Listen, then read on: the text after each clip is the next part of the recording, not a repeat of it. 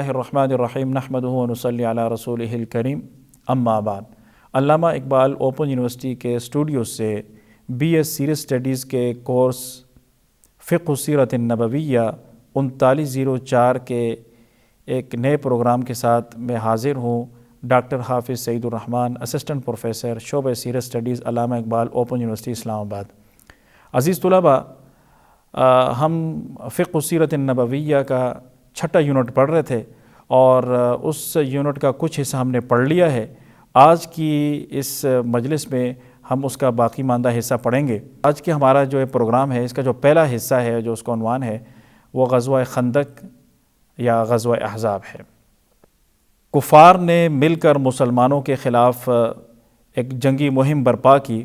10,000 کے قریب کفار تھے، وہ متحد ہو کر مدینہ منورہ آئے۔ اب مسلمانوں نے اپنے دفاع کے لیے مشاورت کی کہ کیا کیا جائے، تو چنانچہ مشورے میں طے ہوا کہ مدینہ کے ارد گرد جہاں سے کفار اندر آ سکتے ہیں وہاں خندق کھود دی جائے۔ اس لیے اس غزوہ کو غزوہ خندق کہتے ہیں، اور چونکہ اس میں تمام کفار متحد ہو کر آئے تھے، تمام لشکر، تو اس لیے اس کو احزاب بھی کہتے ہیں۔ غزوہ خندق اور غزوہ احزاب اس کے دو نام ہیں۔ کفار کے سرداروں نے ابو سفیان کو 10,000 آدمیوں کے لشکر کے ساتھ مدینہ منورہ پر حملہ کرنے کے لیے تیار کیا، اور ادھر رسول اللہ صلی اللہ علیہ وسلم نے حضرت سلمان فارسی رضی اللہ تعالی عنہ کی مشورے پر خندق کھودنے کا حکم دیا۔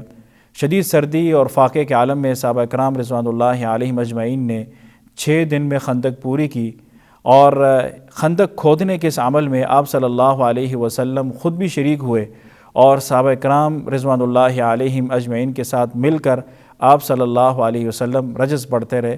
رجز سے مراد جنگی ترانے ہیں۔ اس خندق کی کھدائی کے دوران ایک ایسی چٹان آئی جو صحابہ کرام کے لیے توڑنا مشکل تھی، تو چنانچہ آپ صلی اللہ علیہ وسلم نے اس چٹان کو توڑا، اور توڑتے ہوئے آپ صلی اللہ علیہ وسلم نے شام، فارس اور یمن کی فتوحات کی بشارتیں دیں۔ بعد میں یہ بشارتیں جس طرح آپ صلی اللہ علیہ وسلم نے فرمایا تھا اسی طرح یہ پوری ہوئیں۔ یہ بھی آپ صلی اللہ علیہ وسلم کی نبوت کی ایک دلیل اور علامت ہے۔ کفار نے مسلمانوں کا محاصرہ کیا ہوا تھا، بہت سخت حالات چل رہے تھے۔ یہودیوں کا آخری قبیلہ، تیسرا قبیلہ بنو قریظہ، وہ مدینہ منورہ کے اندر تھا، اور اس نے مسلمانوں کے ساتھ معاہدہ کیا ہوا تھا۔ لیکن اس سے پہلے 2 جو یہودی قبیلے تھے، بنو قینقاع اور بنو نذیر، وہ بداحتی کر چکے تھے۔ اس لیے مسلمانوں کو بہرحال یہ خطرہ تھا کہ باہر سے وہ لشکر آ کر بیٹھے ہوئے کفار کے، وہ ایک مشکل ہے کہ اندر سے یہ لوگ آج شکنی نہ کر لیں اور ہمارے لیے خطرہ نہ بن جائیں۔ اور جو مسلمانوں کو ایک خدشہ تھا وہ صحیح ثابت ہوا، اور بنو قریظہ نے اپنا معاہدہ عین جنگ کے دوران توڑ دیا، اور اس سے مسلمانوں کو بیرونی اور اندرونی دونوں طرح کے خطرات جو ہے وہ لاحق ہو گئے، اور مسلمان خطرات میں گر گئے۔ اس دوران ایک شخص نے اسلام قبول کیا، ان کا نام نعیم بن مسعود رضی اللہ تعالی عنہ ہے، اور انہوں نے آپ صلی اللہ علیہ وسلم سے اجازت طلب کی کہ اگر آپ مجھے اجازت دیں تو میں ان کفار کو آپس میں لڑا دوں اور ان کے درمیان کو غلط فہمی پیدا کر دوں۔ تو آپ صلی اللہ علیہ وسلم نے جنگی حکمت عملی کے تحت ان کو اجازت دی، تو چنانچہ انہوں نے کفار کے درمیان غلط فہمی پیدا کی، جس سے ان کے درمیان اختلافات ہوئے اور وہ آپس میں الجھ پڑے، اور ان کی جو ایک متحد قوت تھی مسلمانوں کے خلاف وہ کمزور ہو گئی۔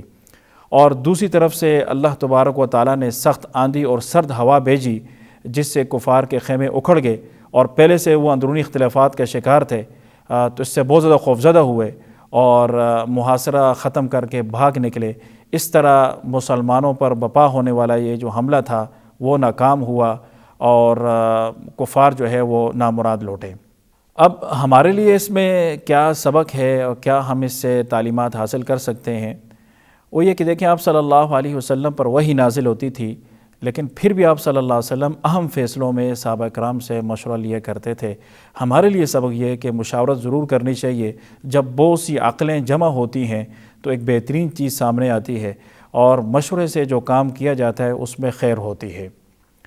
دوسری بات ہمیں یہ معلوم ہوتی ہے کہ خندق کھودنے کی جو تکنیک مسلمانوں نے اپنائی تھی یہ فارس سے لی گئی تھی جو اس وقت غیر مسلم تھے۔ اس سے معلوم ہوتا ہے کہ اگر شرعی اصول نہ ٹوٹیں تو جدید جنگی ٹیکنالوجی، اسلحہ یا دوسری جو چیزیں اور تجربات ہیں انہیں اپنایا جا سکتا ہے، انہیں استعمال میں لایا جا سکتا ہے، لیکن جو شرعی اصول ہیں اور جو دین ہے اس پر کمپرومائز نہ کیا جائے۔ آپ صلی اللہ علیہ وسلم نے بنو قریظہ کے بارے میں جب سنا کہ انہوں نے بدعہدی کر دی تو آپ صلی اللہ علیہ وسلم نے تحقیق کے لیے 3-4 صحابہ کرام کو بھیجا کہ جا کر معلوم کریں کہ انہوں نے معاہدہ توڑ دیا ہے یا ویسے افواہیں ہیں، اور اگر انہوں نے معاہدہ توڑ دیا ہو تو واپس آ کر آپ نے کوڈ ورڈ میں بات کرنی ہے تاکہ جو ہمارے ساتھ مسلمان ہیں ان کے حوصلے پست نہ ہوں، اور اگر بات جھوٹی ہو اور وہ اپنے اس عہد پر قائم و دائم ہو تو پھر آپ نے کھلے الفاظ میں آ کر بتا دینا ہے۔ آپ صلی اللہ علیہ وسلم نے یہ اس لیے فرمایا کہ جنگ کے دوران کوئی بھی ایسی خبر جو مسلمانوں کے حوصلوں کو پست کر دے اسے آن ایئر نہیں کرنا چاہیے، اور اگر کوئی ایسی صورتحال ہو بھی تو اس کو گول مول طریقے سے بیان کرنا چاہیے، کوڈ ورڈ میں اس کو بیان کرنا چاہیے۔ یہ صحابہ کرام جب واپس آئے تو انہوں نے کوڈ ورڈ میں بات کی، رسول اللہ صلی اللہ علیہ وسلم سمجھ گئے کہ بنو قریظہ نے معاہدہ توڑ دیا ہے، تو آپ صلی اللہ علیہ وسلم نے فرمایا تمہیں خوشخبری ہو، اور یہ اس سے مسلمانوں کے حوصلے مزید بڑھے۔ تو یہ ایک طریقہ کار ہے، خصوصاً جب جنگ کا ماحول ہو تو کوئی بھی ایسی خبر دینا جس سے دشمن کو تقویت ہوتی ہو یا مسلمانوں کے حوصلے پست ہونے کا خدشہ ہو تو ایسی خبر کو نشر نہیں کرنا چاہیے۔ اس کے بعد اگلا جو ہمارا عنوان ہے وہ غزوہ حنین ہے۔ 8 ہجری میں یہ غزوہ ہوا تھا۔ جب فتح مکہ ہوا تو اس کے بعد جو قبیلہ حوازن تھا اور قبیلہ جو ثقیف تھا ان کے ساتھ ایک جنگ لڑی گئی جس کو جو ہے نا وہ غزوہ حنین اور غزوہ طائف سے موسوم کیا جاتا ہے۔ چونکہ فتح مکہ کے بعد مسلمانوں کی تعداد میں اضافہ ہو گیا اور اس سے پہلے جو مسلمانوں نے کم تعداد میں جنگیں لڑی تھیں اس کی نسبت اس جنگ میں تعداد بہت زیادہ تھی، تو اپنی کثرت تعداد کو دیکھ کر بعض مسلمانوں نے کہا کہ آج ہم ہرگز مغلوب نہیں ہوں گے کیونکہ ہماری تعداد بہت زیادہ ہے۔ تو یہ جو اللہ تبارک و تعالی ہی کامیابی اور فتح عطا کرنے والے ہیں، چاہے تعداد کم ہو یا زیادہ ہو، تو بظاہر تعداد پر یا اسباب پر توکل نہیں کرنا چاہیے۔ تو اللہ تبارک و تعالی نے یہ جو جملہ تھا اس کو ناپسند فرمایا، اور اس کا نتیجہ یہ نکلا کہ ابتدائی طور پر دشمن کے حلہ بولنے سے مسلمان منتشر ہو گئے اور بری طرح جو ہے وہ پسپا ہوئے۔ صرف چند صحابہ کرام رسول اللہ صلی اللہ علیہ وسلم کے ساتھ میدان میں ڈٹے رہے اور رسول اللہ صلی اللہ علیہ وسلم عزم و حوصلے کے ساتھ وہاں موجود رہے، اور آپ صلی اللہ علیہ وسلم نے مسلمانوں کو پکارا، اور آپ صلی اللہ علیہ وسلم کی پکار پر یہ سب جمع ہوئے اور آپ صلی اللہ علیہ وسلم کی طرف دوڑ پڑے اور پھر انتہائی ڈٹ کر ایک حملہ کیا جس کے نتیجے میں مسلمانوں کو فتح نصیب ہوئی۔ اس غزوے سے جو مال غنیمت ملا تھا وہ آپ صلی اللہ علیہ وسلم نے مؤلفۃ القلوب کے مابین تقسیم فرما دیا تاکہ ان کا اسلام پختہ ہو جائے۔ مؤلفۃ القلوب ان لوگوں کہتے ہیں جو نئے نئے مسلمان ہوں لیکن اسلام ان کے دل میں راسخ اور پختہ نہ ہو، تو اس کو پختہ کرنے کے لیے کچھ ان کے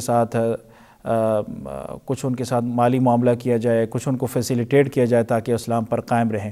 یا اس میں وہ کفار بھی ہو سکتے ہیں کہ جو اسلام کی طرف مائل ہوئے ہوں لیکن ابھی تک مسلمان نہ ہوئے ہوں، تو ان کو کچھ مال دینا، کچھ ان کے ساتھ تعاون کرنا تاکہ وہ اسلام کی طرف آ جائیں، تو اس طرح کے لوگوں کو مؤلفۃ القلوب کہا جاتا ہے۔ تو آپ صلی اللہ علیہ وسلم نے اس غزوے میں حاصل ہونے والا مال ان لوگوں میں تقسیم فرما دیا۔ اب انصار جو ہے وہ آپ صلی اللہ علیہ وسلم کے ساتھ تھے، تو انصار کو کچھ نہیں دیا گیا یا بہت کم دیا گیا۔ تو بعض نوجوانوں نے اس حوالے سے تھوڑا سا رنجش کا اظہار کیا کہ آپ صلی اللہ علیہ وسلم نے یہ مؤلفۃ القلوب کو دیا، مکہ والوں کو دیا، اور ہم نے تو بڑی قربانیاں دی تھی اسلام کے لیے، تو اس موقع پر ہمیں جو ہے نا کچھ نہیں دیا گیا۔ جب آپ صلی اللہ علیہ وسلم تک یہ بات پہنچی تو آپ صلی اللہ علیہ وسلم نے انصار کو جمع فرمایا اور انصار کے علاوہ باقی سب لوگوں کو مجلس سے نکال دیا، اور اس کے بعد آپ صلی اللہ علیہ وسلم نے ایک بلیغ خطبہ ارشاد فرمایا، اور آپ صلی اللہ علیہ وسلم نے فرمایا دیکھو تم اس پر راضی نہیں ہو کہ لوگ اونٹ اور بکریاں لے کر جائیں اور تم اللہ کے رسول کو اپنے ساتھ لے کر جاؤ۔ تو اس پر ایک بڑا ماحول بن گیا، اور صحابہ کرام رضوان اللہ علیہم اجمعین رونے لگے، اور آپ صلی اللہ علیہ وسلم نے فرمایا کہ میں تمہارے ساتھ جاؤں گا، یہ لوگ اونٹ اور بکریاں لے کر جائیں گے، تم رسول اللہ صلی اللہ علیہ وسلم کو ساتھ لے جاؤ۔ اور اس سے انصار بہت خوش ہوئے، اور آپ صلی اللہ علیہ وسلم ان کے ساتھ مدینہ منورہ روانہ ہوئے۔ عزیز طلباء، اسی کے ساتھ ہمارے آج کے پروگرام کا وقت ختم ہوا چاہتا ہے۔ انشاءاللہ اگلے پروگرام میں دوبارہ ملیں گے۔ السلام علیکم ورحمۃ اللہ وبرکاتہ۔